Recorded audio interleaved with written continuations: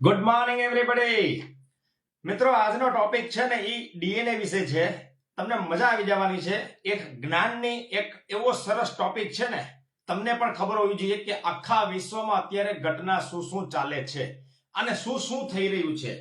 જો આજે ટોપિક છે ઇઝરાયલ આટલું આક્રમક કેમ છે. મિત્રો, એના ડીએનએ માં છે. ઇઝરાયલ આ રીતે જનૂની કેમ છે, એની પાછળનું કારણ શું, કઈ રીતે આવી રીતે ખરેખર ઇઝરાયલ નંબર 1 પોઝિશન ઉપર બન્યું, આ બહુ જાણવું જરૂરી છે. આજનો ટોપિક છે ને એ મિત્રો શેર કરવાનું ભૂલતા નહીં. મિત્રો, દેશભક્તિ કોને કહેવાય ને, એ ઇઝરાયલના લોકો પાસેથી આખા વિશ્વએ શીખવું જોઈએ. હું તમને બહુ અંદરની ખુફિયા માહિતી આપું તમારી જાણ ખાતર. ઇઝરાયલ ઘણા વર્ષોથી આજુબાજુમાં યુદ્ધ લડે છે. મિત્રો, કેટલા રૂપિયાની જરૂર પડે મિત્રો વિચાર કરો.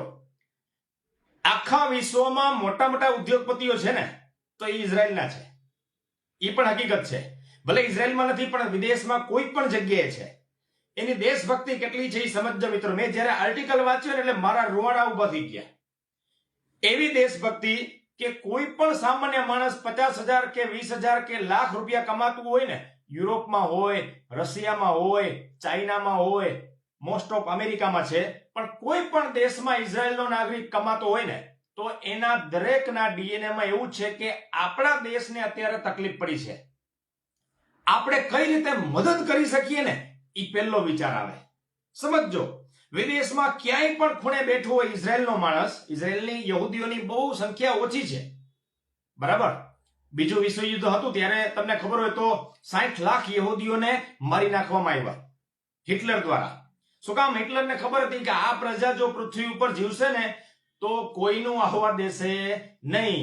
અને છેલ્લે હું તમને એ પણ બતાવીશ, અથવા તમને ખબર હોય તો મને જાણકારી આપજો, એના જેવું સેમ ડીએનએ ભારત દેશમાં પણ છે. એ કઈ પ્રજાતિ છે ને મને કોમેન્ટમાં કરજો તમને ખબર હોય તો. નહીતર નેક્સ્ટ ટોપિકમાં જ્યારે લાઈવ આવશું ને ત્યારે હું તમને કહીશ, બરાબર. વાત અહીંયા એ છે કે આખા વિશ્વમાં ઇઝરાયલના કોઈ પણ લોકો હોય ને એ આર્થિક રીતે ફાઇનાન્શિયલ જેમ બને એમ ઇઝરાયલને ફાળો આપે છે. મિત્રો, યુદ્ધ લડવું હોય તો કરોડો અબજો રૂપિયાની જરૂર પડે.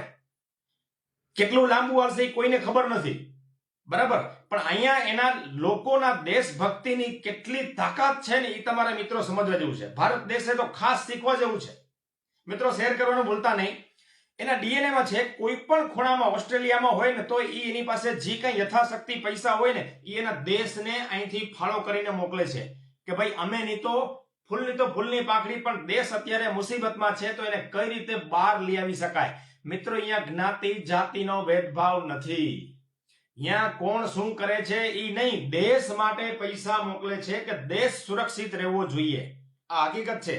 આખા વિશ્વમાં અત્યારે પરિસ્થિતિ એવી છે કે તમે જો સુરક્ષિત નથી તો ગયા સમજજો. અને મિત્રો, વિચાર કરો, ઈરાનના સુપ્રીમ લીડરને આખો ઉપાડી લેવો એટલે આ તો અમેરિકાને આશ્ચર્ય થયું કે યાર ગજબની ટેકનોલોજી છે. એ ટેકનોલોજી છે મોસાદ. ઇઝરાયલ પાસે એવી ટેકનોલોજી છે મોસાદ. મોસાદ એક એવી એજન્સી છે જે આખા વિશ્વમાં કોઈ પણ ખૂણા ઉપર હોય ને એનો દુશ્મન એને આજે નહીં તો કાલે ગમે ત્યારે ગમે એ ખૂણેથી ઉપાડી લેવાની ત્રેવડ ધરાવે છે. સામ દામ દંડ ગમે ત્યાં. જો મિત્રો, અહીંયા એના ડીએનએમાં ક્યારે ગદ્દારી નથી. તમે કોઈને 1 કરોડ રૂપિયા આપો ઇઝરાયલને અને એમ કહો કે તારા દેશમાં ધડાકો કરવો છે, મિત્રો ઇઝરાયલનો કોઈ પણ વ્યક્તિ હા નહીં પાડે. પૈસા મહત્વનો નથી, દેશ મહત્વનો છે. એવું ને એવું ભારત દેશમાં હોય તો તમને લાગે શક્ય બને? પણ આ શીખવા જેવું છે મિત્રો. ભારત દેશના ડીએનએમાં હજી કંઈક ઘટે છે. ઇઝરાયલ પાસેથી આપણે આ ખાસ શીખવા જેવું છે કે જો સુરક્ષિત, આપણે કોઈ ધર્મ જ્ઞાતિ જાતિ સાથે કોઈ ભેદભાવ નથી, બધા જ ધર્મને વંદન છે. પણ દેશભક્તિ કોને કહેવાય ને એ ઇઝરાયલ પાસે શીખવા જેવું છે, બરાબર. મિત્રો, બીજી ઘટના તમને લાગે છે મોદી સાહેબ હમણાં ગયા ઓપનિંગ કરવા ગયા હતા કે મિસાઇલ ધડાકા કરો? સમજો, આ એક જબરદસ્ત ટેકનિક છે કે 2 દિવસ પછી યુદ્ધ થવાનું છે અને ભારત દેશના વડાપ્રધાન ઈ સેન્સિટિવ જગ્યા ઉપર જાવું ખતરાથી ખાલી નથી. પણ શેર હોય ને ઈ જ જાય મિત્રો. બાકી માઈક આંગલાનું કામ નથી. સામે મોત દેખાતું હોય છતાંય પાછા ન હટે. ઈ ભારત દેશે કરી બતાવ્યું. મિત્રો, ઇતિહાસમાં બહુ ઓછી ઘટના આવી બને, દરેકને ડર લાગે મિત્રો. અને ઈરાને જે આ વસ્તુ કરી ને એ ઇઝરાયલને ખબર હતી કે આનો ખાત્મો સિવાય કોઈ ઉપાય નથી. તમે જે બ્રશ કરો છો ને એ ઇઝરાયલની દેન છે, બરાબર. પેન્સિલની શોધ છે ને એ ઇઝરાયલે કરેલી છે. હા, ઈરાને શોધ કરેલી છે, એવું નથી. આપણે ઈરાને એના માટે દુશ્મન, આપણા માટે કઈ છે જ નહીં. પણ તમે જલેબી ખાતા હોય તો એ ઈરાનની દેન છે, તમે સમોસા ખાતા હોય તો એ ઈરાનની દેન છે, તમે સંગીત સાંભળો છો તો એ ઈરાનની દેન છે. મિત્રો, ભારતીય સંસ્કૃતિનું મોટું મંદિર ઈરાન સરકારે, ત્યાંની સરકારે રીડેવલપમેન્ટ કરી અને ભારતીય સંસ્કૃતિનું હિન્દુ ટેમ્પલ ત્યાં ઈરાનમાં છે. અને એની સંસદમાં બિલ પાસ કરેલું છે કે જ્યાં સુધી ઈરાન દેશ રહેશે ત્યાં સુધી ભારતીય સંસ્કૃતિનું આ મંદિર રહેશે. એટલે આપણે ઈરાન સાથે કોઈ દુશ્મની નથી, પણ શીખવા જેવો ટોપિક અહીંયા એ છે કે ઇઝરાયલ કેટલું તાકાતવર હશે કે 2 વર્ષ પહેલા એનું પ્લાનિંગ થઈ ગયું કે ખામેઈને ઉપાડી લેવાનો છે. હવે ઈરાનને ખબર હતી કે ગમે ત્યારે આ આપણો વારો કાઢશે, પણ આટલા હદ સુધી જશે ને એ ઈરાનને ખબર નહોતી. મિત્રો, આખી એની સિસ્ટમ હેક થઈ ગઈ, વિચાર કરો. અને ઉપાડવાનો તો એક જ ને, પણ સાથે સાથે એના અધિકારીઓ, મંત્રીઓ બધાને લઈ લીધા. કઈ રીતે ખબર છે? જો કા માણસ છે ને પૈસા ટકે તૂટે, કાંઈની ટેકનોલોજી દ્વારા તૂટે, ગમે તેમ કરીને ઇઝરાયલ, અને ઇઝરાયલનો હંમેશા એક વર્ચસ્વ રહ્યું છે કે દુનિયામાં કોઈ પણ ખૂણા ઉપર હોય અને જો ઇઝરાયલ સાથે ગદ્દારી કરી હોય ને તો એનું મોત નક્કી છે. મિત્રો, ભારત દેશ આના માટે જ ગયું હતું કે ભાઈ અમને આવી ટેકનોલોજી જોઈએ યાર, આવું કંઈક દો અમને એટલે ખબર પડે અમારી આજુબાજુમાં આવી જ તકલીફ છે. અને આ ભારત દેશમાં થવા જઈ રહ્યું છે. મિત્રો, બન્યા રહેજો. મોદી સાહેબ બહુ જબરજસ્ત કામ કરવા જઈ રહ્યા છે દેશની અંદર.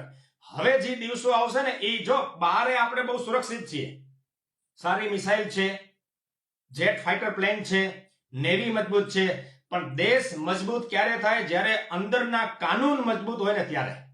ભારત દેશમાં પણ કાનૂન બહુ મજબૂત બનવા જઈ રહ્યા છે આવનારા દિવસોમાં. મિત્રો, દરેકને કાયદાની અંડરમાં રહેવું પડશે, નીતિ નિયમમાં રહેવું પડશે. વિદેશની અંદર તમે કોઈ પણ કાયદા કાનૂન જોયા હશે ને, જો ભારત દેશને આ સ્વીકારવું અઘરું પડે. તમે દુબઈની અંદર ક્યાંય પિચકારી ન મારી શકો, દુબઈની અંદર કોઈ સ્ત્રીની છેડતી ન કરી શકો. ભારત દેશમાં આવું બને ખરા? બનવું જોઈએ. અને હવે આવનારા દિવસોમાં ભારત દેશમાં પણ આ બનવા જઈ રહ્યું છે. મિત્રો, તૈયાર રહેજો. જે સરકાર અત્યારે કામ કરી રહી છે, બહુ સરસ કામ કરી રહી છે. બન્યા રહેજો. આવનારા દિવસો ભારત દેશના બહુ સમૃદ્ધ છે, બહુ વિકાસશીલ છે અને આખા વિશ્વમાં ભારત દેશનો ડંકો બોલાવવાનો છે. એ હકીકત છે, બરાબર. આજે મને એમ લાગ્યું કે ચલો ઇઝરાયલ વિશે તમને માહિતી આપી દઉં. ઇઝરાયલ વિશે મિત્રો ખરેખર એક ભારત દેશમાં એની પ્રજાતિ છે, એના જેવી જ ખૂંખાર છે, એના જેવું જ ડીએનએ ધરાવે છે. જો હોય તો કોમેન્ટમાં લખજો તમને ખ્યાલ હોય તો, નહીતર હું આવનારા ટોપિકમાં જ્યારે લાઈવ આવીશ ત્યારે તમને કહીશ કે એની પ્રજાતિ કઈ છે, બરાબર. મિત્રો, શેર કરવાનું ભૂલતા નહીં અને હંમેશા દેશભક્તિ મિત્રો દિલમાં હોવી જોઈએ, ગદ્દારી નહીં, બરાબર. વંદે માતરમ. જય ભારત માતા કી જય.